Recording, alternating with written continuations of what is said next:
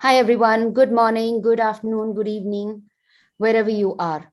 Today, we are back again with yet another episode of Breaking into InfoSec.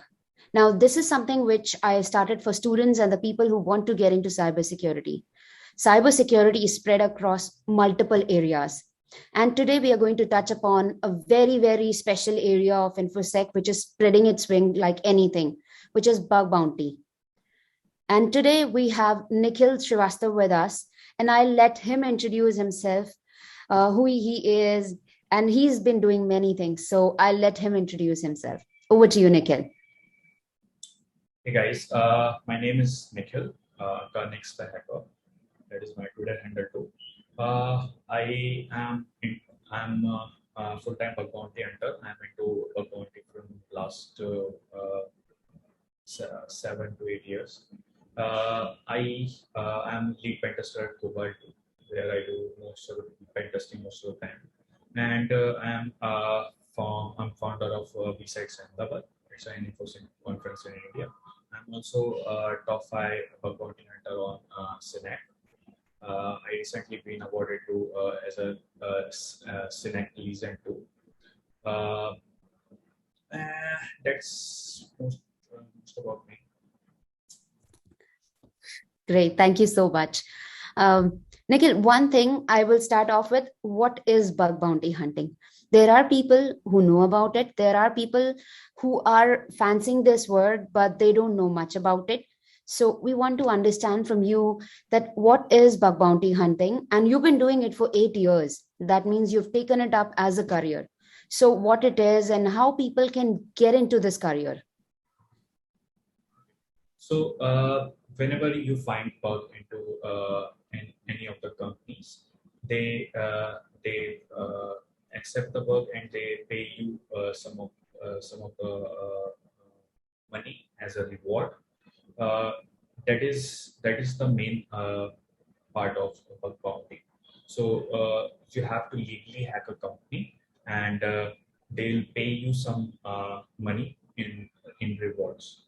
So that is most of the bug bounty thing, and since 2015, it's been into trend, and there are a lot of independent or uh, independent programs or platforms come into the picture, like HackerOne, Snack, Bugcrowd, uh, Integrity. There are plenty of platforms available where companies host their programs. You just have to sign up and go hack on their programs.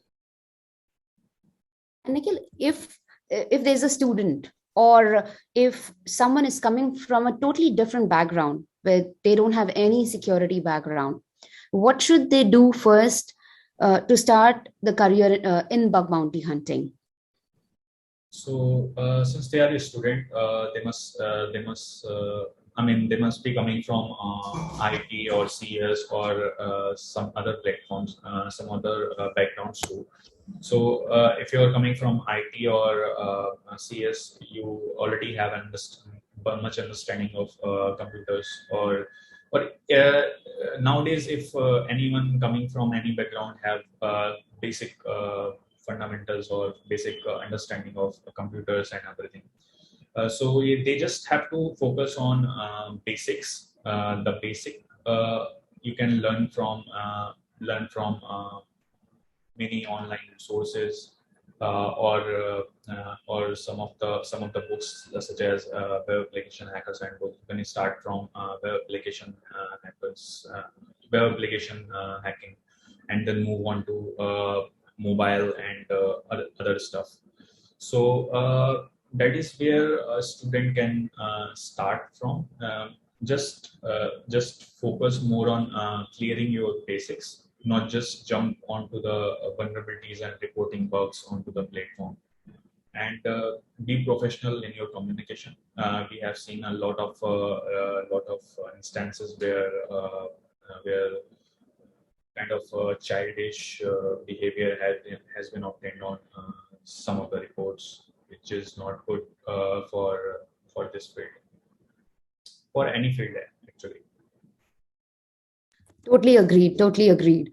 And when somebody is getting into these platforms, writing reports, and I'm sure I've seen that Synac and many other platforms, they actually test you first, or they check whether you are really capable of doing a bug bounty hunting or not. Correct?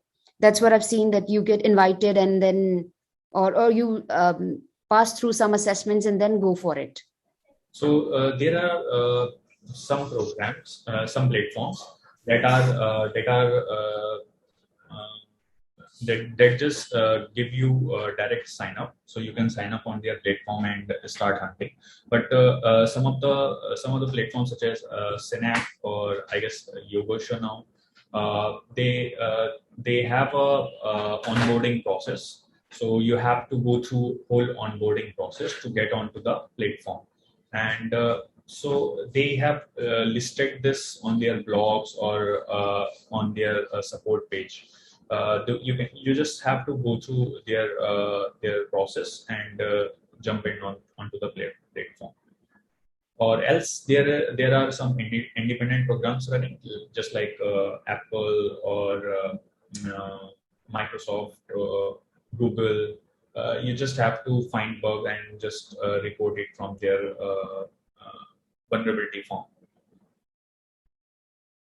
Right. And now, when these people join, what do you see that there are few qualities or things that should be in a bug bounty hunter? Like, what are the qualities that a bug bounty hunter should have? Like, any specific thing that you think of that this quality can make a bug bounty hunter uh, out of the box or a totally different person? I think you should have a. It's not mandatory, but it's good if you have a straight smartness, or you have some dedication to work on vulnerabilities and finding bugs. You must have a passion to, but passion is more important, because in longer terms you just get bored of finding and reporting bugs. So passion is most important thing. I think that's all the thing you need to have being a bounty hunter. And you just brought a very interesting point that you will get bored, right? If you don't have the passion. It looks very like glorious from outside, but it requires a lot of effort. It requires a lot of energy to be put in, because you have to stay patient. You need to stay calm to find the bugs. Now, when you are finding the bugs, you can find for like first, 10, second, third, maybe till 10 bugs. And then after that, if you don't put in enough effort, you will not find bugs. And that's where all the problems will start. And how do you keep that going? Because it has to be more of if somebody is taking it as a career, so how can they push themselves so that they can keep striving in this domain, or in this kind of environment where people are doing bug bounty hunting?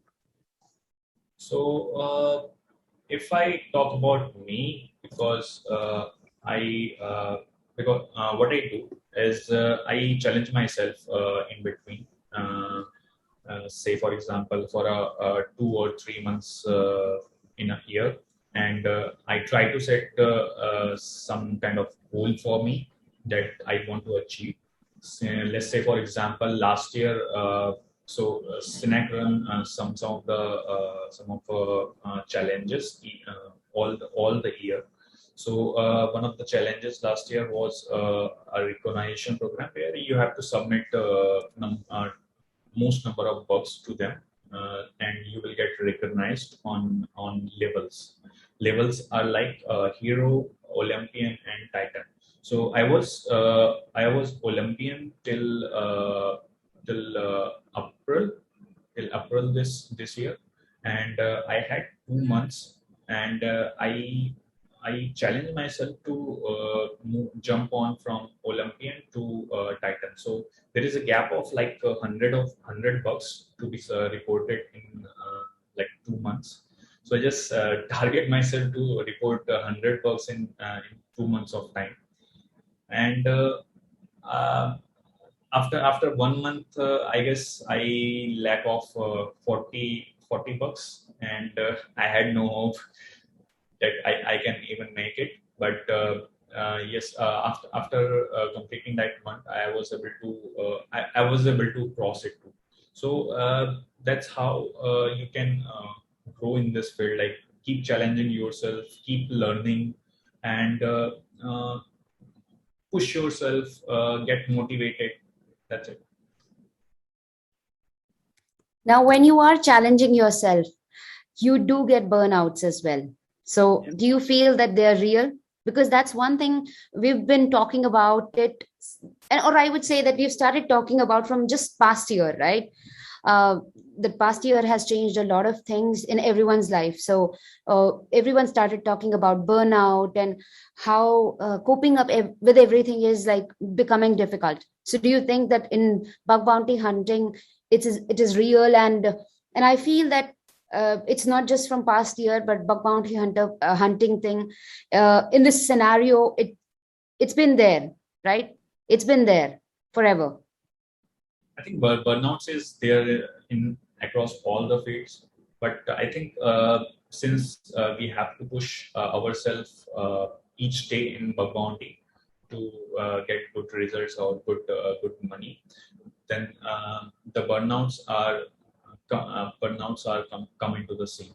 So I actually get a lot of messages, and I see a lot of tweets around burnouts.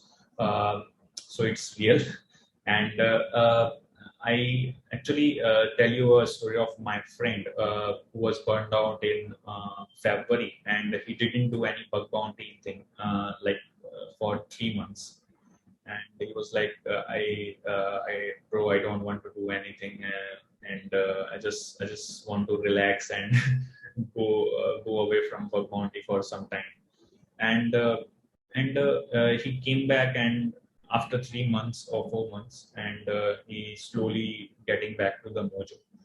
I also faced this in month of July, because I did most of the bug bounties, most bug bounties in May and June. So I burned out in July, and that was the month I don't even open my laptop. I just close it and having fun. Uh, and I guess now I am coming back to my mojo back. So burnouts are real. Now, in this field, while it's so dynamic, there is so much of pushing yourself needed because you have to be self motivated. There are friends who are going to be motivating you, but then majorly you have to motivate yourself. So, do you think that people need any certifications or any kind of a formal training that is needed to be in this field? So for bug bounties, you don't have to be having a certificate or anything, because certificate is a part of industry mostly. But this is more likely freelancer job. So you just have to go and submit works into the companies, and even uncertified people can find critical works, because it's all about skills. If you have a good skill or excellent skill, you can find a good number of works, or excellent quality of work, and that is the requirement of this field. That's it. And the certificate is more a part of industry. So if you're going to apply for any job or anything else, then you need to have that particular standard to even apply for that job. But I see some of the platforms sometime require this kind of certificate or that kind of certificate, but that is a specific requirement. They just drop in the Slack or DM us that okay, you got this certificate or not. If you got, yeah, they just hire you for that particular program. But I see it's very rare in this field right now. Okay, interesting. Yeah, So before we part ways, can you please recommend some podcast, newsletter, books, or talks that you really like and feel people should look at? So I think I recently started following Security B. He's you can find him on Twitter. So he delivers a newsletter each week that contains all the write-ups and all the news related to the InfoSec. You can give him a follow, and you can have. I mean, you can subscribe and you can have a newsletter letter available for free. And I guess Integrity also doing this. Integrity is a bug bounty platform, and they are also having a newsletter thing. They are also having some uh, hacker heroes interviews. Even Synac has their own podcast. You can watch it too on Spotify or YouTube. If you're not talking about InfoSec books, I recommend to have Atomic Habits. That is most I mean that is a good book for having a positive vibes around yourself and getting motivated each day. And I guess in podcast you can also have a look on Darknet Diaries. I personally recommend that. Now, while we are coming to the end, is there anything that you would like to talk about or promote within the audience? Nothing. I just want. I'm going to have B-Sex Ahmedabad at 26th of November, and Vandana is in my review panel. CFP is gonna open soon, and you can just drop in your papers, and Vandana will review it, and you are in. The B-Sides is gonna be a physical event, so I'll allow fully vaccinated people only. So go vaccinate it yourself. Thank you so much, Nikhil. It was wonderful speaking with you. And I am sure a lot of people will get to learn from this session. Thank you. Thank you. Thank you for having me.